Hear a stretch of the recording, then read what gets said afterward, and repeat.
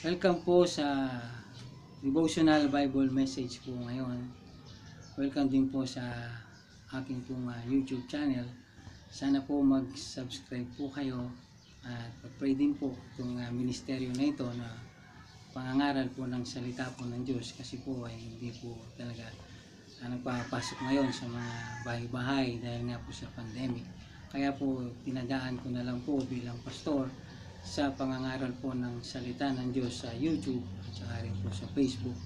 Kaya po ngayon pag-aralan po natin yung Book of Genesis chapter 37 verse 5 at saka po sa verse 9. Babasahin ko po. And Joseph dreamed a dream, and he told it his brethren, and they hated him yet the more.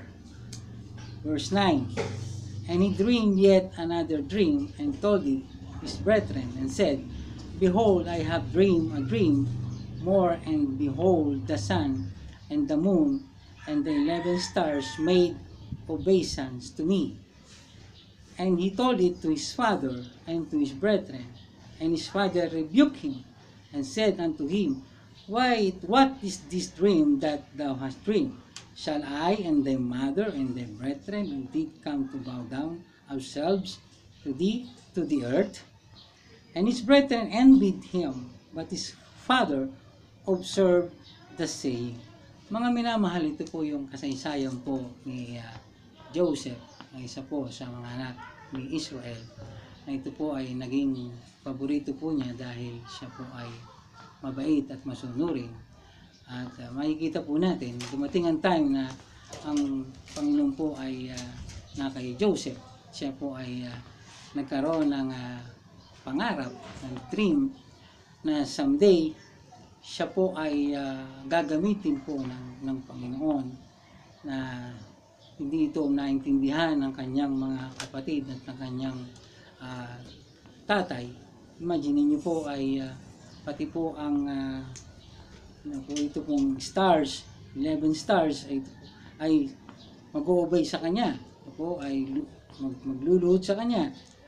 Mga minamahal, ito po yung 11 stars, ito po yung kanyang mga kapatid at ang kanyang mga magulang. Ang hindi po napansin dito ng kanyang mga kapatid ay magkakaroon pala ng pagsubok ang kanilang pamilya at magkakaroon ng taggutom.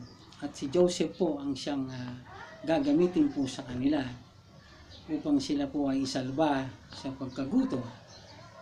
Kaya makikita po natin na hindi po masamang managinip o magkaroon ng pangarap ang isang kabataan. Patuloy kayong mangarap. Bagamat itong pangarap na ito ni Joseph ay nagkaroon po ng inggit ang kanyang mga kapatid sa kanya, ni ang magulang niya, hindi rin siya naintindihan. Na minsan talagang pag ang pangarap mo ay medyo mataas, pagtatawanan ka talaga ng mga tao. Hindi ka nila maintindihan. Na minsan gusto mong yumaman, gusto mo maging presidente someday, gusto mo ay mabili mo yung mga gusto mo. Minsan tatawanan ka ng mga tao.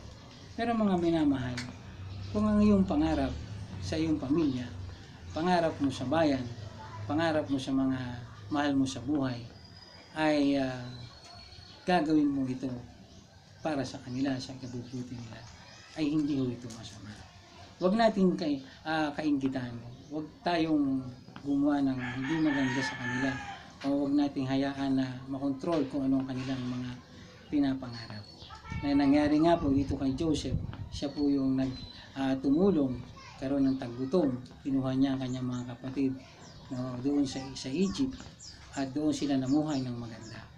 Kaya po mga minamahal, ang dream ay wala hong bayan. Kaya mangarap po tayo, o rin po ay nangangarap na pagpalain ako ng Panginoon, ang aking pamilya, ang aking anak, ang aking asawa. At ang inyo rin po pamilya, hindi mo masamang mangarap para po sa kanila. Basta-bastang mahalaga kasama natin po ang Panginoon sa ating pangarap na ito. Unti-unti, ito ipagkakaloob po ng Panginoon sa atin. Salamat po. To God be the glory. Sa muli po. Subscribe po kayo. To God be the glory.